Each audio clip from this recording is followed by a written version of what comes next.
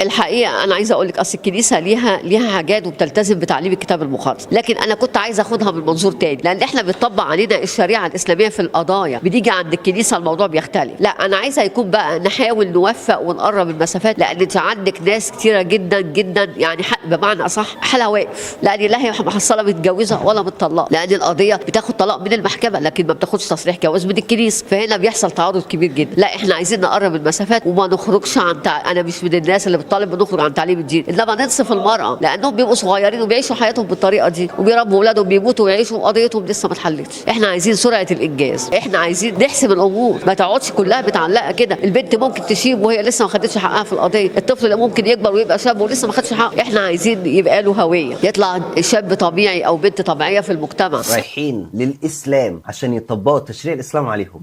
رايحين للاسلام، دينكم مش قادر يديكم، مؤمنين بيه ليه؟ دينكم ما قدرش الظروف، دينكم راجل يسوع يا جماعه، يسوع يا جماعه. واحد كان رايح شجره التين، مش عارف هو ده موسم التين ولا لا، هيعرف منين الطلاق والكلام ده كله؟ بالله عليكم، واحد ما كانش عارف شجره التين فيها تين ولا ما فيهاش، هيعرف منين الطلاق ومش الطلاق والكلام ده؟